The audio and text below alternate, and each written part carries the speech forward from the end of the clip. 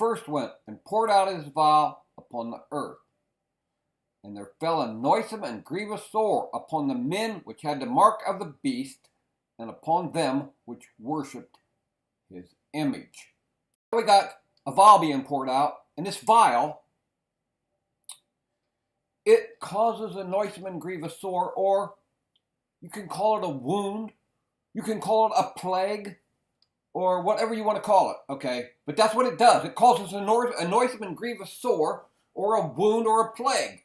And it's because when Paul went forth, he went forth preaching two different messages. He went forth preaching a spiritual message, and he went forth preaching a denominational message, or a carnal age, or a denominational message. Paul went forth preaching two different messages. Every angel does this. He goes forth preaching two different messages. And this is what had confused me for many, many years. That how Brother Branham could say certain things and then contradict himself. Like he would say in a sermon, "Come out of her, my people, and get away from it." You know, don't receive of her wounds, plagues, noisome and grievous sores. Okay, don't receive of that. And before he was done preaching, he would say, "There's people up here on the platform, good ministers up here on the platform. Go join up with one of them." I thought, this doesn't even make sense. Until the Lord revealed to me that every angel, Paul did it. He brought forth a spiritual message, and he brought forth a natural message. The natural message is when he started to set up bishops and deacons and these things, putting people in charge over other people, where Jesus said that the Gentiles, that they lord over one another, but it shall not be so with you. You shall not lord one over another, that he that is the greatest will be your servant.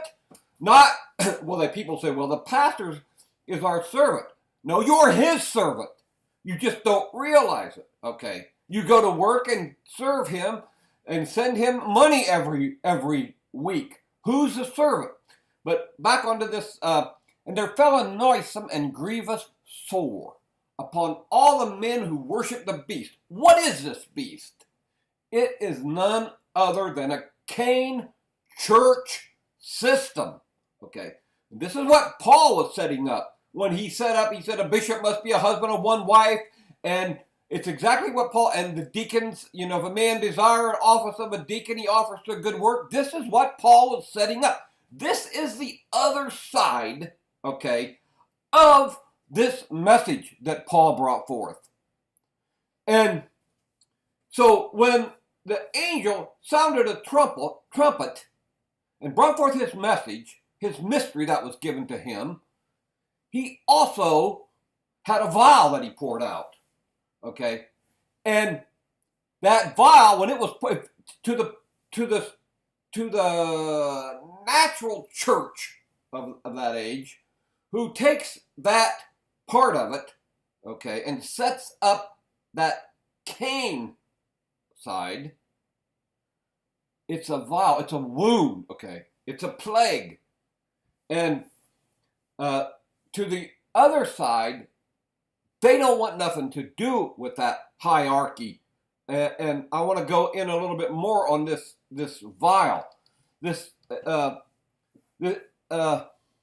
A noisome and grievous sore shall fall upon them that have the mark of the beast, which basically Brother Branham said is denominationalism. Okay, that's what it is. And let's see what the rest of that says. Which had the mark of the beast, and upon them which worship his image. Whose image?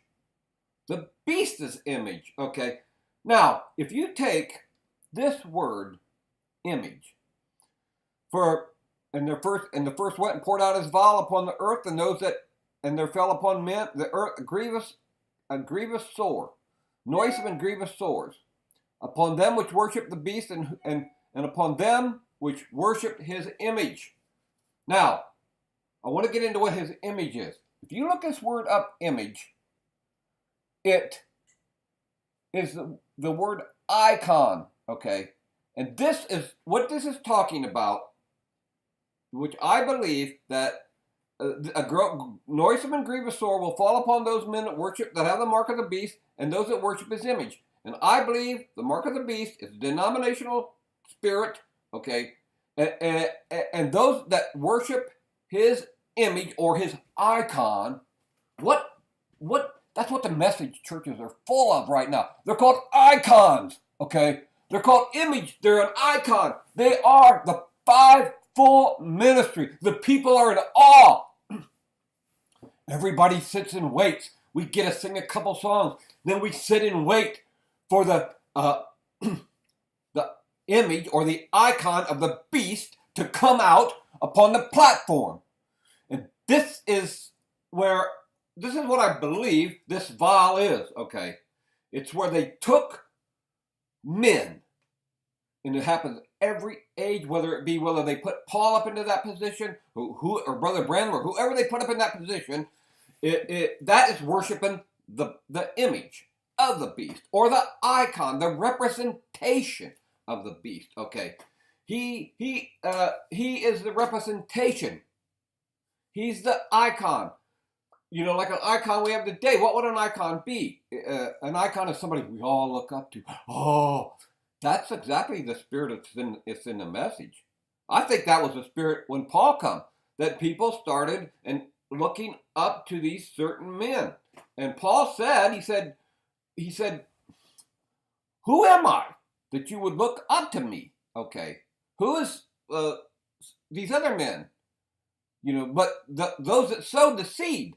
But humans long for that. They long on this natural side of the church, okay, which comes forth in every age. Brother Branham brought it forth. What did he give? And he give that other side of his message. He give them what they wanted. And you know what they wanted? They wanted church order, okay? You cannot order God. He is a spirit. And they that are born of him are like the wind.